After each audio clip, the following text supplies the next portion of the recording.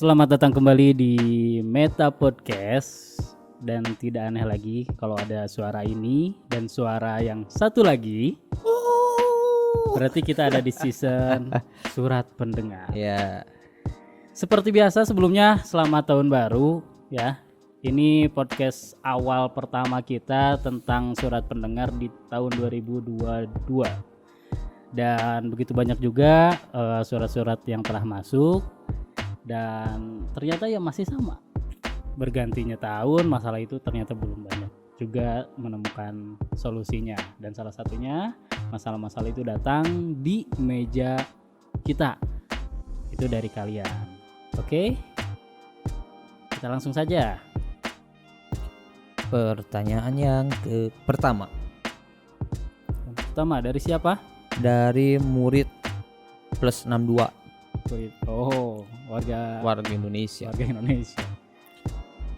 Bang, bagaimana sih caranya untuk menyikapi sebuah kegagalan dalam suatu pertemanan? Kegagalan dalam pertemanan.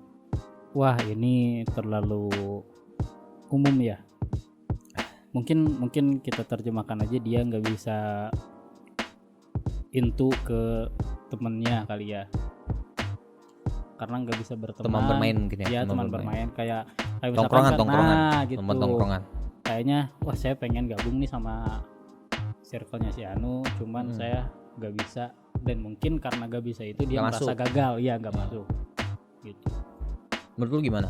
Yang pertama ya mungkin ya lu harus tahu di pertemanan itu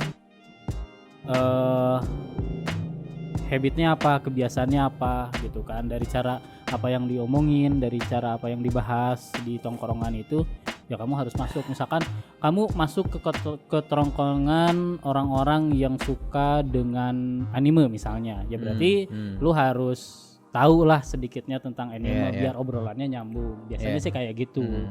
Itu kalau misalkan kamunya pengen masuk ke tongkrongan yang wah kutu buku nih, ya berarti kamu harus menyesuaikan dengan apa yang ada di circle itu gitu. Dan kalau misalnya kamu nggak bisa, ya benar kamu gagal. Tapi kan nggak cuman itu, kamu kan bisa menghimpun orang-orang yang istilahnya sama hobinya, sama kegemarannya, sama pemikirannya, sama arah obrolannya. Ya berarti kamu bikin aja circlemu sendiri gitu. Karena kalau misalkan kamu masuk ke tongkrongan yang emang itu bukan kamu, ya nanti kamu nggak akan jadi diri kamu sendiri gitu. Tapi kalau menurut gue sih beda sih bro. Bagi ini sudut pandang gue sendiri ya. Kalau untuk menyikapi sebuah kegagalan dalam sebuah pertemanan, kalau bagi gue nggak ada sih yang namanya kegagalan dalam sebuah pertemanan, itu nggak ada bagi gue. Kalau kata lain kita ganti ya, belum menemukan suatu pertemanan, kayaknya lebih asik. Ya. Karena yang namanya sebuah hubungan sosial kan kamu tuh bertemu dengan orang yang berbeda, latar belakang yang berbeda, lalu punya hobi yang berbeda. Nah, kamu jangan menganggap dirimu itu gagal dalam sebuah pertemanan dikarenakan banyaknya perbedaan gitu. Kalau kamu memang tidak nyaman dengan suatu perkumpulanmu itu pada saat itu ya, mungkin perkumpulan di rumah, teman sekolah, atau di pekerjaan, ya mungkin memang kamu bukan dunia mereka, kamu nggak perlu diambil pusing lah. Banyak kok orang-orang yang seperti kamu, yang maksudnya itu seperti kamu tuh, yang punya hobi yang sama gitu. Jadi kamu jangan rendah diri ya, rendah hati boleh, rendah diri jangan. Iya, rendah diri. Kamu harus yakin suatu saat gua akan mendapatkan teman yang satu frekuensi. Frekuensi. Untuk sekarang mungkin belum ketemu, karena kan yang namanya orang kan dia hobinya yang tadi yang bro aku bilang, dia suka anime, gue sukanya drakor. Terus lu bengong, orang yang ngobrolin anime, gue ngobrolin drakor, kan nggak lucu kan, nggak nyambung. Ya udah biarin aja, itu kan kesukaan lu masing-masing gitu. Lu nggak perlu merasa lu harus jadi diri orang lain ya, iya makanya ya gitu. Tetap lu harus jadi diri lu sendiri supaya lu itu orangnya unik gitu. Karena setiap orang itu punya ciri khasnya masing-masing, kesukaan masing-masing, background masing-masing gitu. Ya mungkin untuk beberapa hal, contoh pastilah ada beberapa yang hobi yang sama, contoh hobinya suka ngomongin orang, kan pasti rata-rata begitu ya. Ya itu kalau untuk ada dijadikan sebuah persamaan ya nggak ada masalah. Tapi suatu saat nanti kamu akan mendapatkan teman yang sefrekuensi dengan kamu. Bisa setelah kamu lulus sekolah atau kamu sibuk di hobi kamu, nanti kamu ketemu lagi dengan teman yang baru, itu pasti masalahmu akan selesai. Jadi jangan pernah mengatakan saya gagal dalam sebuah pertemanan, jangan. Katakan saya belum mendapatkan teman yang satu sefrekuensi atau benar teman-teman yang satu visi misi lah gitu disebutnya. Terus lagi kan kalau menurut gua ini kan gak jelas ya, gagal itu apakah dia udah berteman apa belum berteman gitu. Bisa jadi ada kasus lain kalau misalkan dia udah masuk nih sama circle-nya, terus tiba-tiba teman-temannya ngejauhin, itu juga kan sebuah kegagalan. Gak ditemenin lagi sama teman-temannya misalkan. Ya, konflik itu disebutnya konflik ya, ada konflik pertemanan sosial di situ. Itu kan bisa disebut juga kegagalan. Ya berarti ya ada hal yang harus emang diperbaiki. Iya, diperbaiki gitu. Mungkin dari perilaku lu sendiri, makanya tiap orang tuh yang namanya kita berhubungan dengan orang lain pasti ada yang namanya konflik. Ada benturan di situ, bisa ada benturan. Nah, konflik dan benturan ini berasal dari mana? Dari temen lu atau dari pribadi lu ke teman-teman lu. Itu jadi lu harus mawas diri ya. Iya. Jadi lu mawas diri dulu. Temen lu nggak akan suka kalau lu orangnya tukang suka kentut sembarangan. Misal kayak gitu. Ya. Terus kalau misalkan, oh ini terlalu berlebihan nih bercandanya misalnya. Tuh, jadi kayak tadi nyambung kentut sembarangan, udah makan kentut diambil terus dibekepin ke temennya, kan nggak lucu kan? Bagi lu lucu, tapi bagi orang lain nggak lucu kan? Apalagi lagi makan mie. Gitu. Enggak, inilah makanya mungkin teman lu nggak suka dengan cara bercanda lu seperti itu. Gitu. Ya mungkin itu dari siapa itu? Dari murid tadi, murid 62. Murid plus 62. Berarti anak sekolah ini. Anak sekolah. Sekolahan. Oke.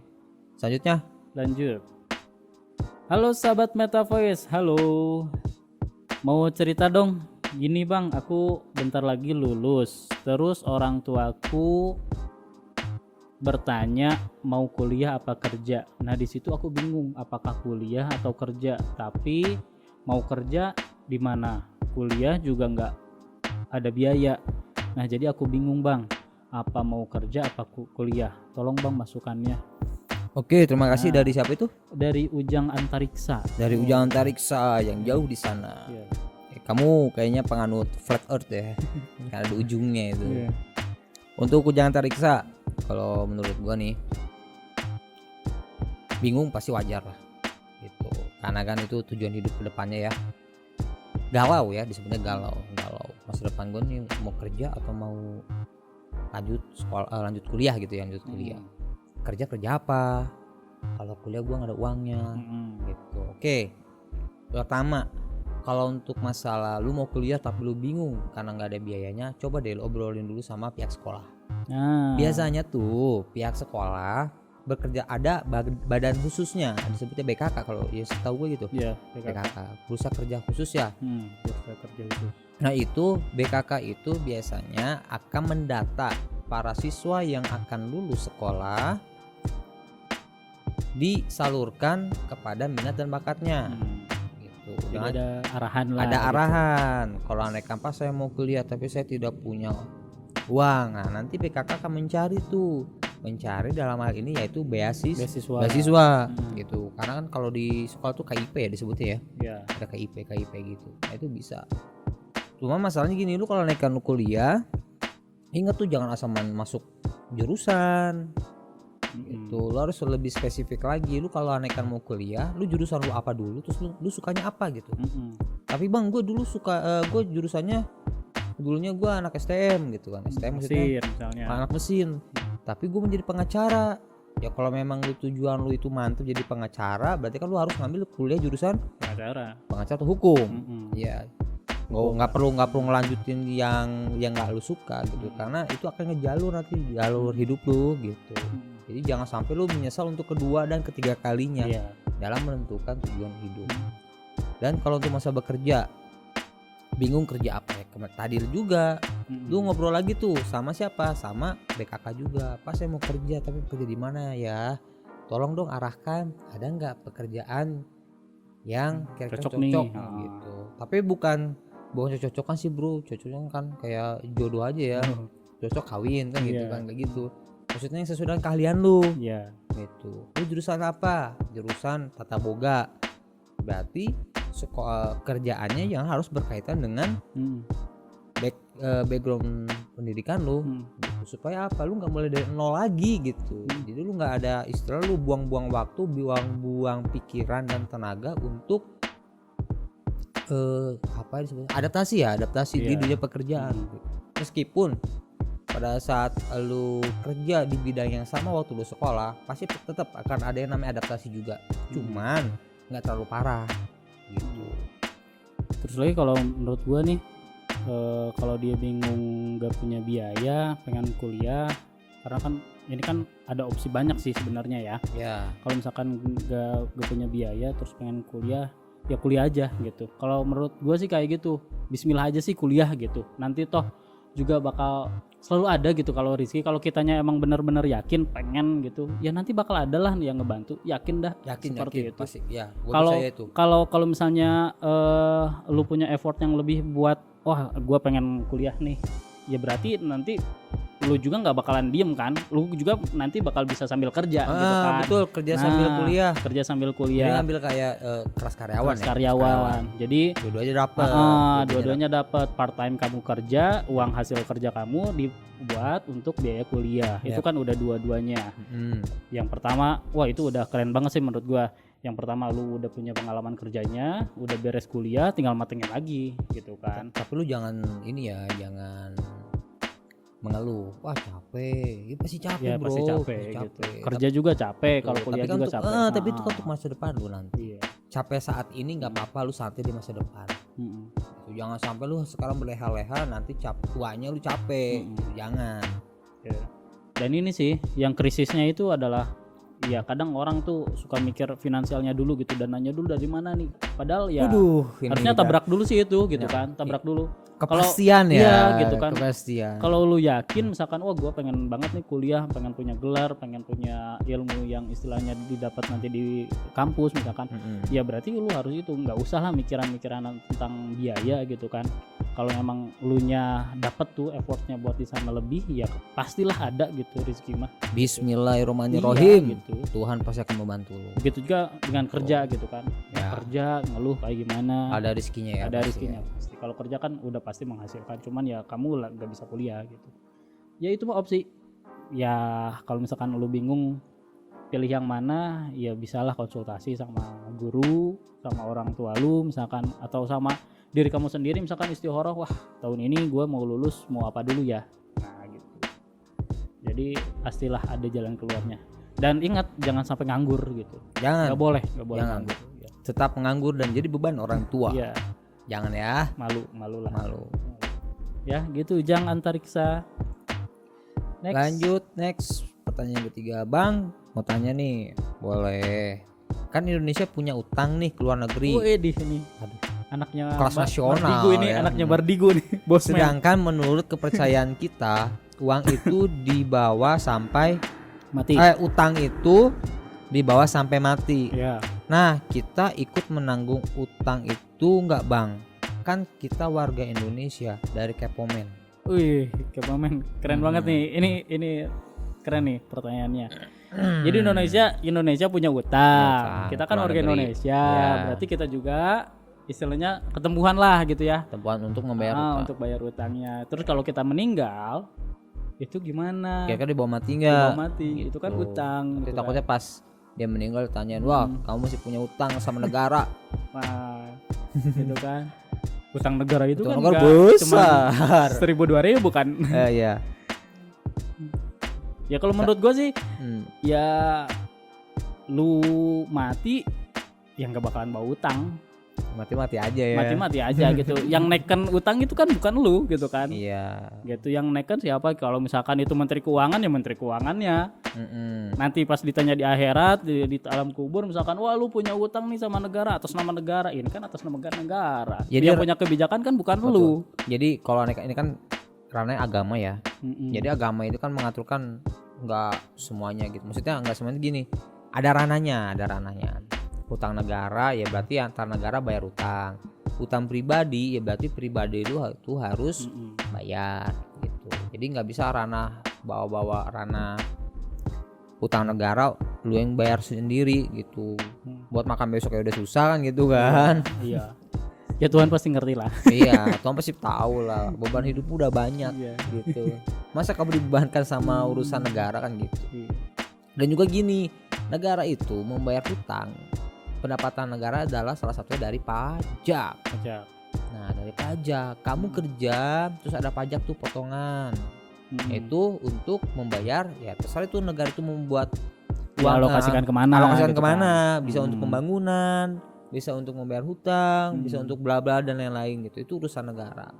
Kewajiban kamu sebagai warga negara adalah wajib membayar pajak gitu. Kalau kamu punya utang pribadi ya itu yang harus dibayar gitu. Nggak usah mikirin yang ini deh. Tapi jangan diklaim utang pribadi jadi utang negara. Oh ini negara yang bayar aja deh gitu kan. Nanti negara jawab kamu aja bayar pajak nggak pernah lah gitu. Mau menikmati fasilitas yang gratis terus kan gitu. Aman deh, aman insya Allah aman. Enggak bakalan ditanya nanti kamu dibawa ke akhirat juga sih kayaknya. Intinya gini, sebelum kamu mati kamu tanya dulu deh tetangga atau warung dulu, kamu pernah nggak minjem ngutang 1 batang rokok belum dibayar, itu ditagih lo di sana lo gitu. Dan kalau anekan kamu tidak dibayar, yang gue tahu ya, itu hutang itu memang katanya harus dibayar. Iyalah. Kalau tidak bisa dibayar, berarti kan dibebankan kepada keluarganya atau keturunannya, biasanya begitu. Insya Allah selesai lah, insya Allah selesai. Lanjut. Ada lagi? Masih ada? Satu lagi. Dari One Punch Man.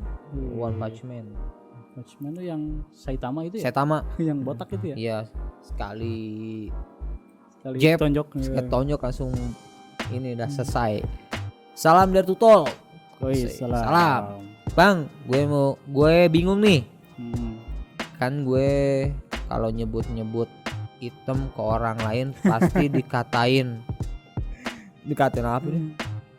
Dikatain probis. Dikatain rasis. Terus pas gue bilang putih kok nggak dikatain rasis. Nah gimana tuh bang? Padahal sama-sama warna. Jadi warna temen lu itu hitam apa putih?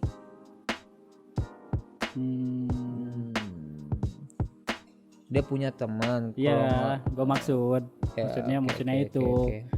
Kok misalkan punya temennya hitam misalnya, hitam, terus gue katain, lu hitam lu, gitu kan? Oh, lu aspal banget misalkan, hitamnya gitu. Wah, rasis, lu bawa warna kulit misalkan, gitu. Tapi kan. Pas ngatain orang itu, putih. Nggak disebut rasis ya, gitu. Itu stereotip di masyarakat. Di dunia seperti itu. Jadi gini, kenapa itu muncul kata hitam itu disebut rasis, karena kan ada sejarahnya juga ya. Iya.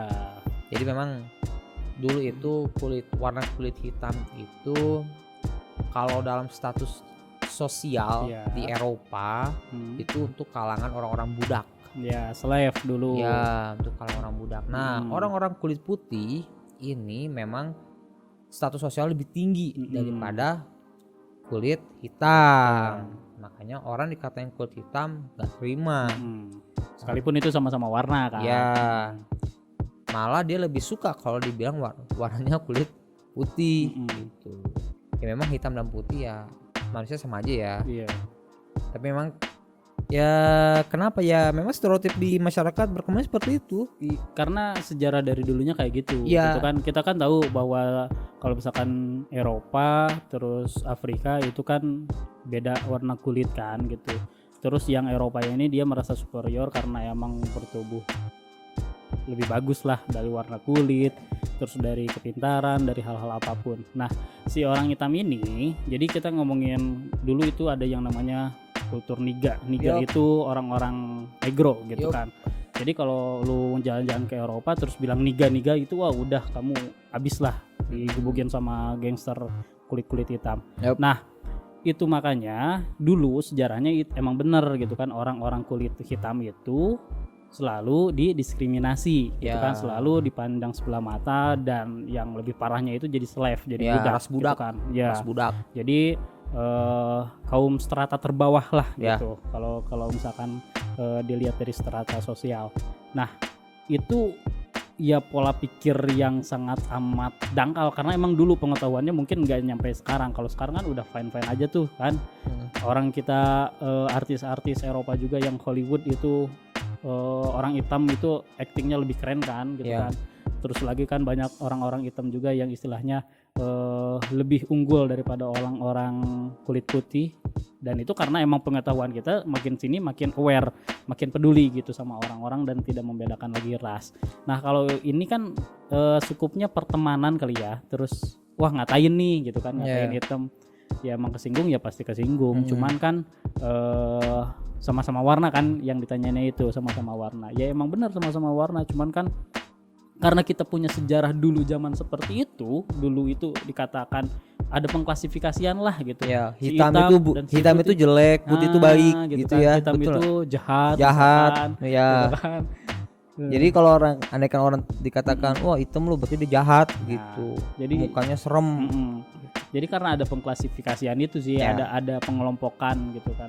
Tapi kalau sekarang sih mungkin ya sekalipun masih ada sih Banyak ras bro, itu banyak. ya. Kadang kita juga kan kalau lihat orang-orang yang timur gitu kan, katakanlah orang-orang Maluku, Ambon, apalagi kesananya ke Papua gitu kan, orang Merauke, kita kan wah kok wajahnya kayak gitu ya gitu kan, sampai ada yang ngatain wah kok mirip-mirip monyet ya gitu kan.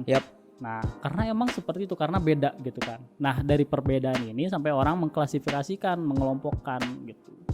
Jadi itu salah sih, salah banget menurut gua. Sekalipun ya sama-sama warna tapi ya tetap aja salah. Nggak boleh ngatain, don't blame, jadi nggak boleh gitu kan ngehina. Ngehina secara fisik tuh nggak boleh sebenarnya gitu. Lebih baik ngehina itu secara keilmuan lah misalkan gitu kan, daripada secara fisik. Fisik itu kan udah kodratnya, dia dikasih sama Tuhannya seperti itu kan gitu. Kecuali kalau emang ya lu nggak takut dengan hal itu gitu. Intinya ngatain orang tuh nggak boleh. Ya ngatain nggak boleh lah. Terlepas itu dari bercanda atau segala macam ya. Kalau anehkan lu gatel mau ngatain orang, lu sindir aja. Iya gitu. nggak ngajarin gitu ya. Intinya lu ngatain orang tuh nggak bagus, karena itu bisa mencederai atau melukai hati orang. Nah itu nggak baik. Nggak boleh lah gitu. Terlepas dari warna kulitnya, orang kulit putih lu katain apa, orang kulit hitam lu katain apa, itu nggak bagus. Nggak bagus. Apapun warna kulitnya, jangan lihat dari covernya ya. Don't judge the book on the cover ya. Gitu, by the cover itu nggak boleh. Lihat hatinya. Meskipun memang pertama kali kita memandang orang itu dari cangkangnya dulu ya, dari covernya dulu. Oke, tapi itu hanya sekilas pandangan saja. Setelahnya lu harus tahu karakter perilakunya seperti apa. Gak menutup kemungkinan kan yang kulit putih misalkan hitam dalamnya, hatinya gitu hitam, kan, hatinya hitam. Nah itulah, jadi ya pesan dari kita nggak boleh lah, nggak boleh ngatain orang gitu kan, ngatain orang gitu, ngehina orang, apalagi fisik gitu, nggak boleh lah. Ya, karena Allah itu maha indah dan ciptaannya itu selalu indah.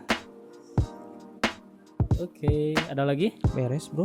Oke, kalau tidak ada, terima kasih untuk sobat-sobat Meta Voice yang telah mengirimkan surat-suratnya ke kita. Have a nice dream. Kok kayak mau mimpi ya? Have a nice day berarti. Karena ini kan malam ya, malam. Kita selalu nyetel malam terus. Okay. Selamat bertemu lagi di surat pendengar selanjutnya. Ya, gua Panji, gua Ako Zailani. Salam Dare to Talk. Salam Dare to Talk. I'm saying out everybody.